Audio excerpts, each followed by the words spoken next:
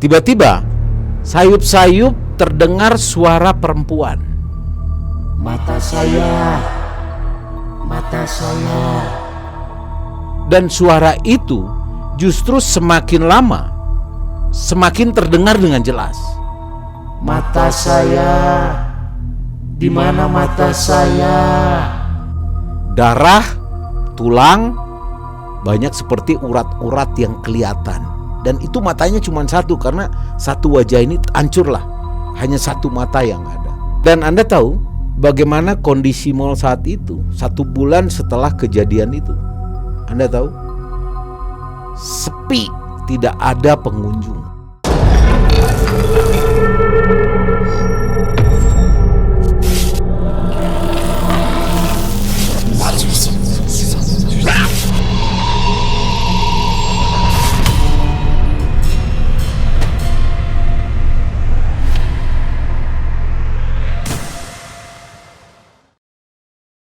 Assalamualaikum warahmatullahi wabarakatuh, Sobat Malam Mencekam sekalian.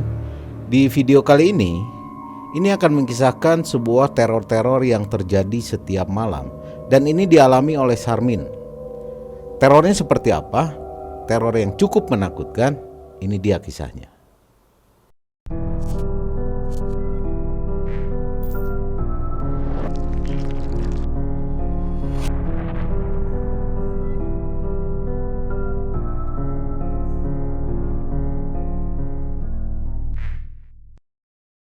Sarmin ini dia bertugas sebagai keamanan yang bekerja di salah satu pusat perbelanjaan besar di salah satu kota di Pulau Sumatera.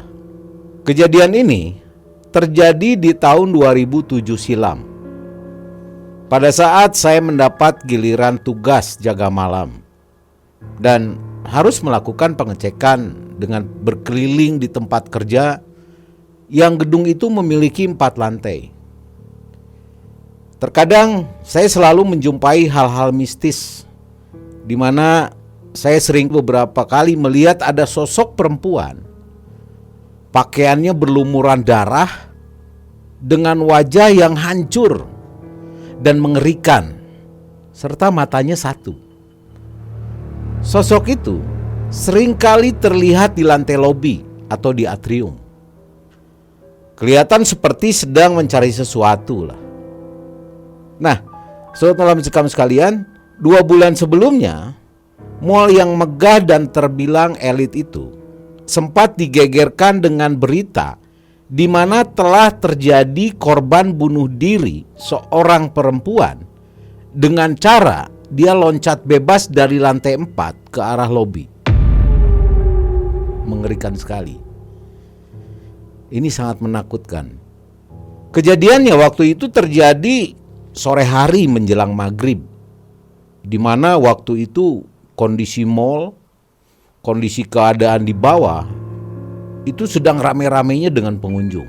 Dan menurut beberapa saksi mata yang pada saat itu kebetulan sedang berada di lantai 2 dan ada juga yang berada di lantai 3, mereka mengisahkan sekilas sempat melihat bayangan melesat terjun dari lantai atas ke bawah, seperti suatu benda yang jatuh, seperti itulah kalau digambarkan. Lalu diikuti suara benturan yang sangat keras di bawah. Jadi kayak benturan kelapa jatuh dari pohon, seperti itu. Buk. Nah, seketika itu juga suasana pecah dengan teriakan dan tangisan pengunjung lain yang bertepatan waktu itu mereka berada di bawah. Para pengunjung berteriak serta berhamburan keluar. Namun ada juga beberapa orang yang mencoba melihat langsung ke tempat kejadian.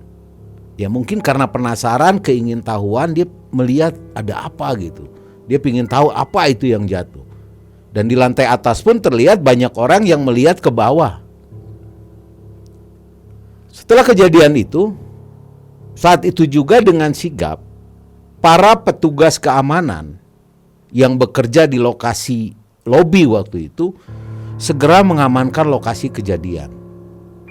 Pemandangan yang sangat mengerikan melihat sosok perempuan dengan kondisi yang sangat mengenaskan, sangat mengerikan dan tidak enaklah dipandang mata. Berantakan dan penuh darah berhamburan di mana-mana. Ini lebih mengerikan lagi. Apa yang kita lihat itu kepalanya pecah, isi otak semua berhamburan, bahkan bola matanya tidak kelihatan satu. Sobat Malam Mencekam, bayangkan kalau misalkan posisi Anda berada di bawah, berada di situ, apakah Anda sanggup melihat itu? Karena terbukti ada beberapa orang yang justru juga terlihat pingsan saat itu. Karena mungkin dia gak kuat lihat darah. Karena pemandangan yang dari sosok perempuan itu memang benar-benar mengerikan. Semua langsung lumpuh total waktu itu. Semua perhatian terfokus kepada kejadian itu. Dan terlihat beberapa petugas keamanan setempat sibuk melakukan tugasnya masing-masing. Karena itu harus ditangani dengan segera. Namun belum ada yang bisa mereka lakukan untuk menindaki lebih lanjut. Kenapa? Karena semua itu kan harus melalui prosedur yang dibuat dan diarahkan oleh komandan keamanan, yang pada saat itu dengan sigap juga langsung melakukan koordinasi dengan pihak yang berwenang. Jadi komandan itu langsung menghubungi pihak manajemen dan pihak manajemen pun langsung melakukan koordinasi dengan pihak yang berwenang, yaitu kepolisian ya. Tidak berapa lama datanglah petugas dari kepolisian dan langsung melakukan olah TKP dengan sigap. Menegangkan sekali. Pihak manajemen mal pun tidak kalah sigapnya. Setelah semua dilakukan dengan baik oleh pihak kepolisian, lalu pihak manajemen mal dengan sigap juga langsung membersihkan area lobi tersebut. Nah, singkat cerita, sebulan pun berlalu.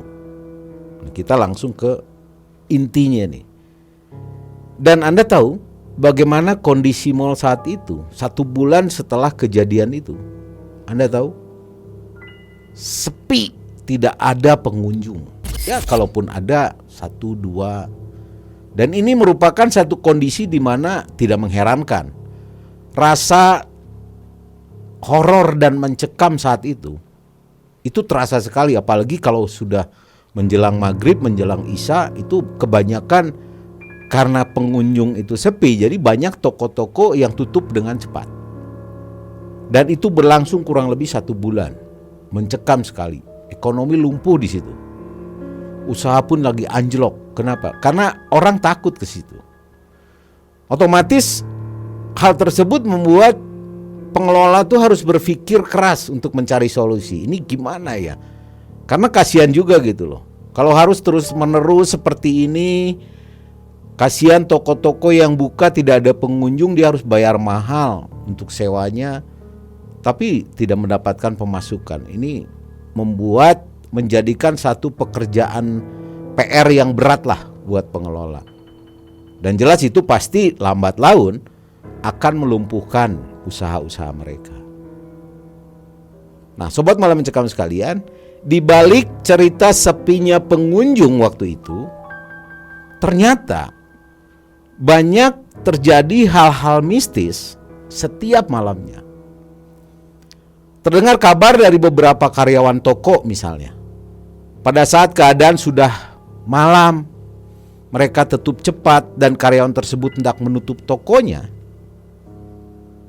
Tiba-tiba si karyawan tersebut melihat ada seseorang yang masuk ke dalam tokonya seperti mau belanja.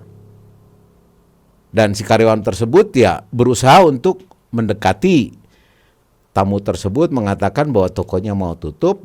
Namun begitu didekati, ternyata sosok itu menghilang. Dicari-cari ke setiap sudut, nggak ada. Padahal dia yakin banget bahwa dia melihat ada orang yang masuk ke dalam toko. Dikiranya mau belanja, tapi begitu dicek, begitu dicari tidak ada. Dan itu kejadiannya kurang lebih sekitar jam 8:30 malam. Itu adalah salah satu kejadian yang beritanya diterima oleh saya. Yang kebetulan saya bertugas di mall tersebut ya sebagai salah satu anggota security di sana. Nah, sobat Malam Mencekam sekalian, ini cerita di hari pertama nih ketika saya bertugas. Di hari pertama setelah kejadian perempuan bunuh diri, kebetulan saya malam itu bertugas malam untuk jaga. Saya dan Dedek saat itu malam-malam biasa kami melakukan rutin kontrol berkeliling di lantai 3 waktu itu. Walaupun setiap lantai itu ada pos dan ada yang jaga.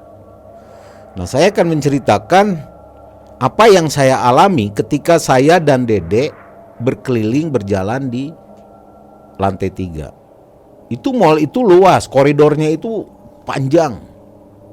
Dan Anda tahu bahwa toko-toko itu kan semua memadamkan lampunya. Hanya beberapa lampulah di koridor yang menyala. Sehingga itu membantu saya dan Dede untuk melakukan kontrol. Jadi tidak gelap lah. Namun setengah perjalanan di koridor itu, langkah saya itu tiba-tiba berhenti. Kebetulan saya lagi berjalan di sebelahnya pagar. Nah, di mana setelah pagar itu langsung ke bawah kita bisa melihat lobi atau atrium. Langkah saya berhenti karena tiba-tiba muncul dorongan dalam hati saya, kepenasaran saya untuk melihat ke bawah, yaitu ke lobi. Dan udah jelas di bawah itu suasana cukup remang-remang karena banyak toko yang mematikan lampunya. Dan saya melihat samar-samar menangkap seperti ada sosok bayangan hitam dan itu bergerak. Dikarenakan kondisi kurang penerangan, maka saya memastikan apa yang saya lihat itu dengan senter yang saya bawa. Sementara posisi Dede saat itu berada 3 meter di depan saya. Karena saya sempat berhenti melihat ke bawah, Dede maju terus. Kurang lebih sekitar 3 meteran. Dan saya mencoba untuk memastikan apa itu yang bergerak di bawah. Dan benar saja, sosok tersebut bergerak dengan membungkuk. Dia ngesot di lantai. Mungkin kalau digambarkan, itu ngesot seperti di film Suster Ngesot. Tapi dia berpakaian hitam, rambutnya panjang, dan dia ngesot. Terlihat seperti mencari sesuatu. Jelas, dengan sangat jelas saya melihat sosok tersebut. Apa yang saya rasakan? Saat itu saya tegang, kaku, dan saya ketakutan sekali. Merinding badan saya. Namun saya tidak bisa bersuara atau berteriak atau saya memanggil Dede. Tidak bisa. Dan tiba-tiba saya langsung lari terbirit-birit. Dan itu memancing perhatian Dede dan diikuti oleh Dede yang sama mengikuti saya berlari. Mungkin karena kaget atas reaksi saya, walaupun sebenarnya mungkin Dede agak bingung juga dan gak tahu apa sih sebabnya saya lari. Akhirnya kami berdua lari dengan cepat, kami kembali ke pos di lantai 3 gedung parkir. Mengerikan sekali Sobat Malam Mencekam. Nah, apa yang membuat saya tiba-tiba berlari? Sesampainya di pos, Dede melihat wajah saya itu seperti pucat ketakutan.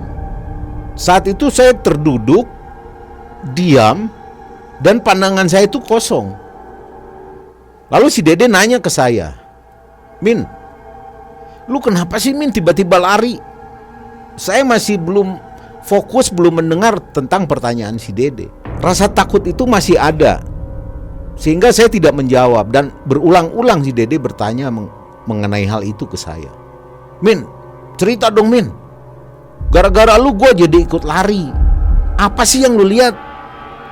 Akhirnya saya pun kembali tersadar dan saya menjelaskan kepada si Dede bahwa pada saat alasannya kenapa saya berlari, kenapa saya lari ketakutan, karena di saat itu ketika saya sedang melihat dan menyoroti satu sosok yang sedang bergerak itu, saya sorot dengan senter yang saya bawa.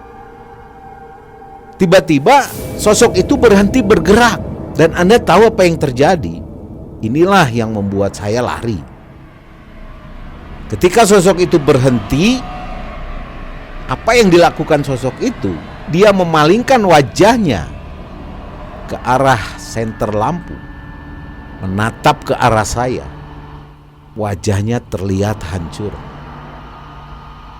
Mengerikan sekali. Darah, tulang, banyak seperti urat-urat yang kelihatan. Dan itu matanya cuma satu, karena satu wajah hancur lah. Hanya satu mata yang ada. Mengerikan sekali. Dan itulah alasan kenapa akhirnya saya memutuskan untuk lari. Itu yang saya ceritakan kepada Dede.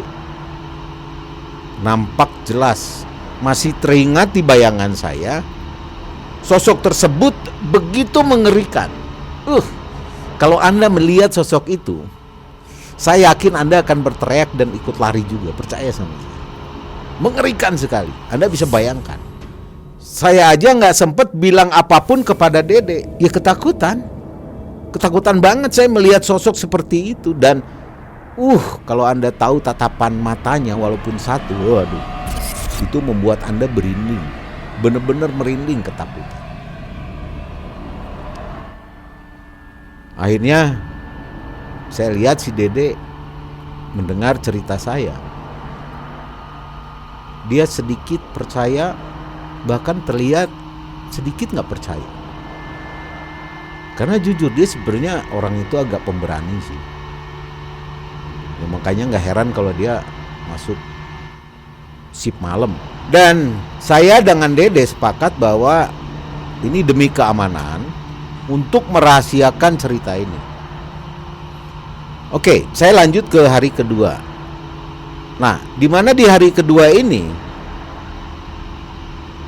si Dede yang awalnya kurang yakin dengan cerita saya waktu kemarin, malam itu dia bertugas bersama Togar, sedang melakukan kontrol di lantai 1. Mereka seperti biasa berkeliling. Nah, tidak ada was-was atau rasa ketakutan yang ditunjukkan oleh si Dede, karena Sobat Malam Mencekam, si Dede ini kan memang orangnya kan kemarin tuh antara yakin dan gak yakin, dan dia memang termasuk orang yang pemberani. Mereka melakukan tugasnya sambil ngobrol, sambil melihat ke koridor-koridor, ke toko-toko yang saat itu gelap. Dan tiba-tiba si Togar itu menyikut tangan si Dede sambil menunjuk ke arah ujung koridor dengan senternya. Dan tahu gak Sobat Malam Mencekam, terlihat oleh mereka itu satu sosok berbaju hitam, lusuh, berambut panjang, dan itu jaraknya kurang lebih sekitar 20 meteran. Sosok itu sedang berjalan membelakangi mereka menuju ke arah di mana ada toilet di situ. Saat itu si Dede tidak punya pikiran aneh-aneh. Selaku petugas keamanan, tentu dia berpikir bagaimana dia harus bekerja dengan sebaik mungkin lah. Akhirnya Dede pun mengajak Togar untuk mengejarnya. Belum sempat mereka bergerak, tiba-tiba sosok itu pun berhenti. Lalu kemudian berbalik ke arah mereka, menatap mereka dengan tajam. Hal ini membuat mereka ketakutan. Diam terpaku, tanpa bergerak di tempat. Rambutnya terlihat acak-acakan. Wajahnya rusak sebelah dan gak ada matanya. Namun hal tersebut tidak berselang lama, karena sosok itu dengan begitu cepat dia berlalu masuk ke koridor yang mengarah ke toilet. Saat itu mereka tersadar. Lalu mereka putuskan untuk melapor ke pos melalui HT yang mereka bawa. Singkat cerita, datanglah 2 anggota yang lain. Dan setelah berunding, mereka sepakat berempat melakukan pengecekan ke lokasi. Lalu mereka berempat berjalan menuju lokasi, dan ternyata setelah dilakukan pencarian oleh mereka, tidak menemukan siapapun di toilet. Padahal sudah dicek ke seluruh ruangan, ke setiap sudut. Tidak ada apa-apa dan tidak ada siapa-siapa. Merinding, menakutkan. Padahal sudah jelas di pandangan mereka, sosok itu masuk ke arah toilet. Setelah menunggu beberapa lama, akhirnya mereka pun kembali ke pos. Nah, sobat malam mencekam sekalian, saya nggak tahu kalau seandainya Anda berada di situ. Ini sangat horor dan mencekam. Benar-benar suasananya itu mengerikan.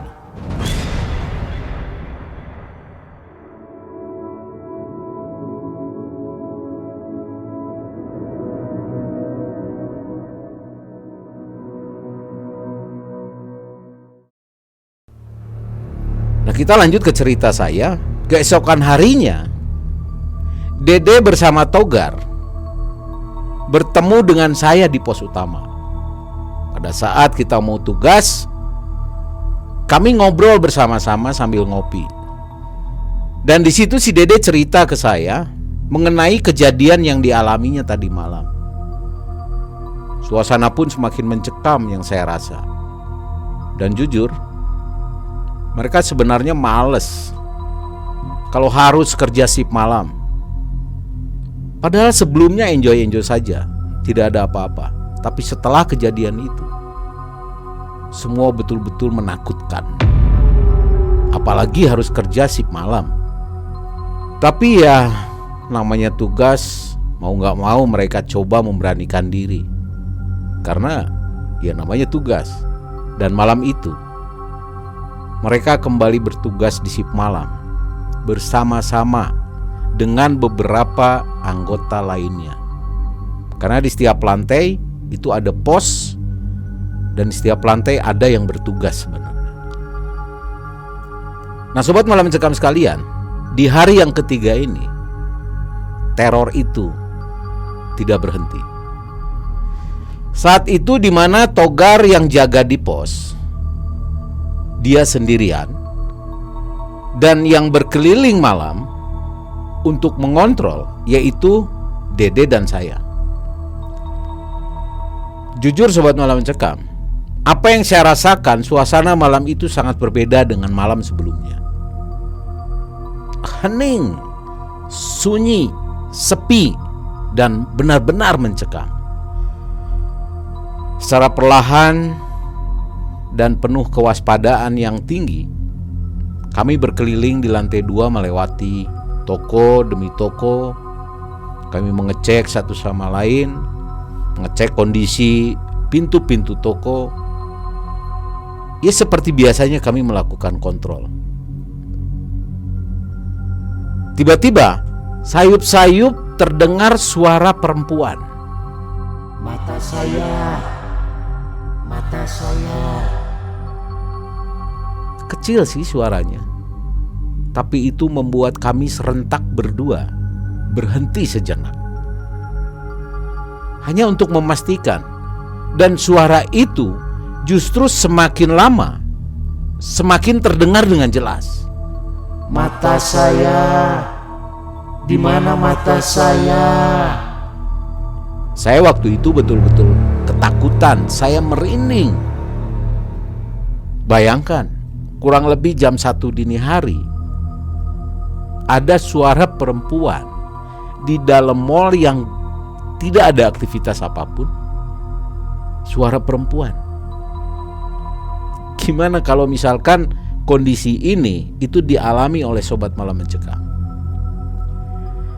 Nah, di saat suara itu semakin besar dan semakin dekat, saya rasa sontak saja tiba-tiba saya dan Dede itu balik arah dan lari sekencang mungkin itu menuju pos. Tanpa memperdulikan sekeliling, kami berlari, saya dan Dede berlari sekencang mungkin untuk segera mencapai pintu yang mengarah ke parkir di lantai itu. Tujuannya adalah kami segera bisa nyampe dan bertemu Togar yang sedang berjaga di pos. Di mana Togar pun justru malah terlihat berlari masuk ke arah gedung. Anda tahu nggak apa yang terjadi? Udah jelas, tabrakan pun tidak bisa dihindari. Saya dan Dede lari dengan kencang untuk keluar gedung, sementara si Togar lari dengan kencang masuk ke dalam gedung. Dan akhirnya ya brak, di pintu kita benturan. Sama-sama teriak kaget dan sama-sama ketakutan. Kami tergeletak di lantai. Lalu saya bilang, "Gila lu Gar, mau kemana lu?" Saya bilang seperti itu sama si Togar. Dan dengan tergagap-gagap, si Togar menjawab. Dia bilang, Min, itu Min, ada hantu." Jawab si Togar sambil menunjuk ke arah lahan parkir. Dia sambil menunjuk keluar. Ternyata di sini apa yang dialami oleh si Togar adalah saat si Togar sedang duduk di pos, posisinya menghadap tuh ke lahan parkir. Dari kejauhan kira-kira 20 meteran, si Togar melihat sosok perempuan berdiri menatap tajam ke arahnya dengan wajah yang hancur. Itulah penyebab kenapa si Togar lari terbirit-birit dan masuk ke gedung. Dengan maksud tujuannya adalah menyusul si Dede dan saya. Namun justru lucu kejadiannya adalah di sisi lain saya dan si Dede itu juga sedang berlari ketakutan keluar karena mendengar teror suara yang ada di dalam. Serentak mereka bertiga memperhatikan ke lokasi parkir yang ditunjuk sama si Togar.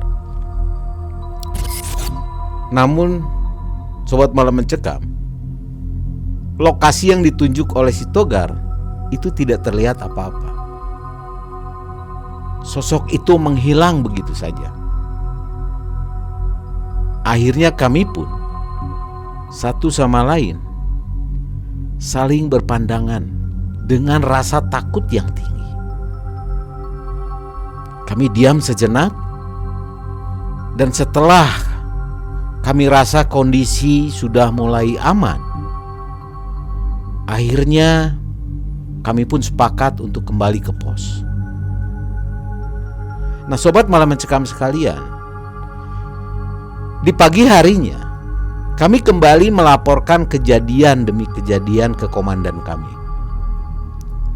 Setelah mendengar laporan dari anak buahnya, komandan tersebut menghadap ke pihak manajemen untuk melakukan koordinasi tentunya. Dan akhirnya berita yang sengaja memang kami tidak mau umbar-umbar,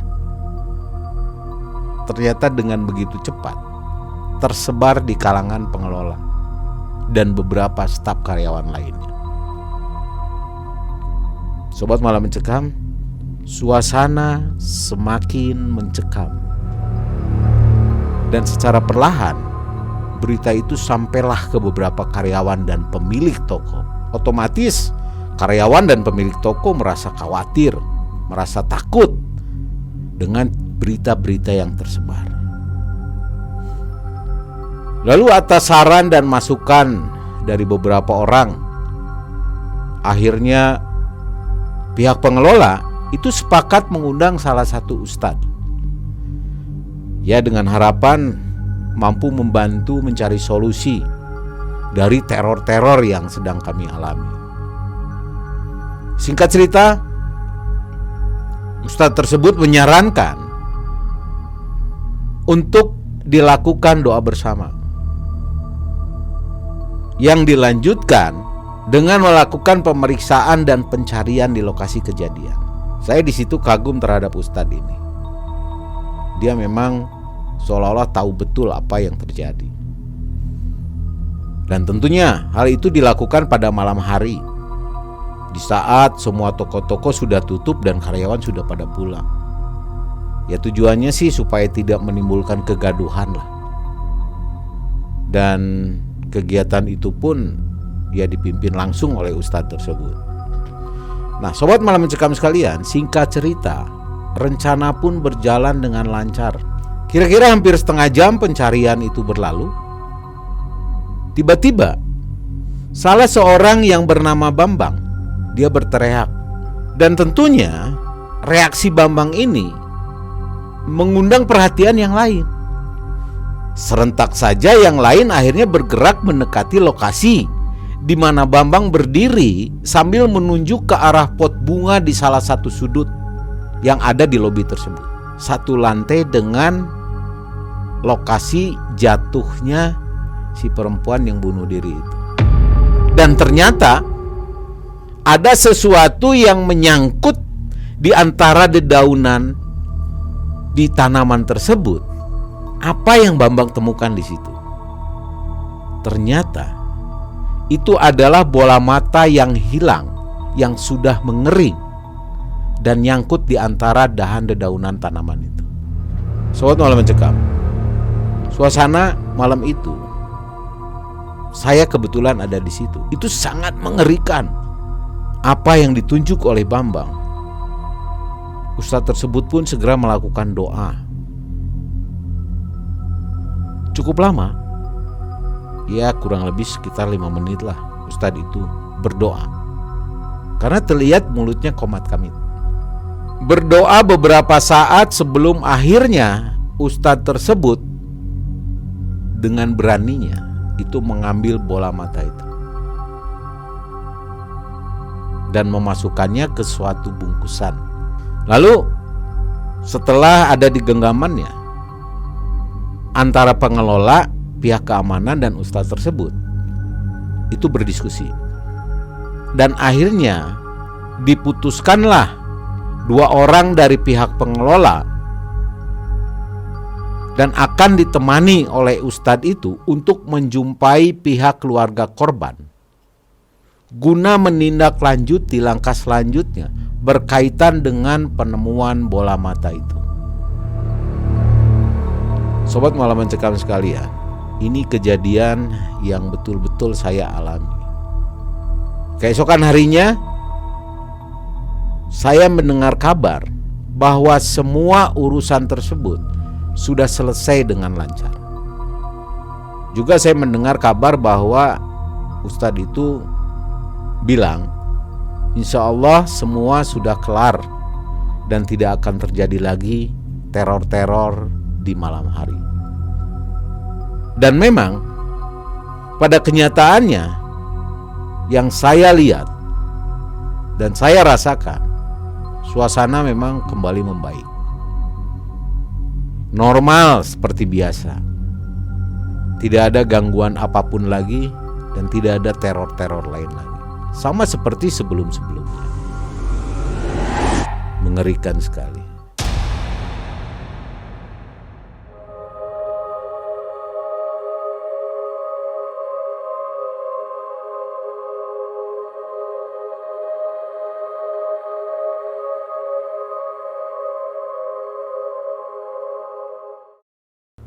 Sobat Malam Mencekam, demikianlah kisah yang dikirim oleh Sarmin sebagai petugas keamanan di salah satu mal terbesar di daerah Sumatera. Semoga kisah ini bisa menghibur dan bisa mengambil hikmah dari apa yang terjadi. Ambil yang positif, buang yang negatif. Tetap nantikan video-video kami selanjutnya yang tidak kalah horor dan mencekam lainnya. Saya Yudi dan tim Malam Mencekam pamit mundur, sampai ketemu nanti. Assalamualaikum warahmatullahi wabarakatuh.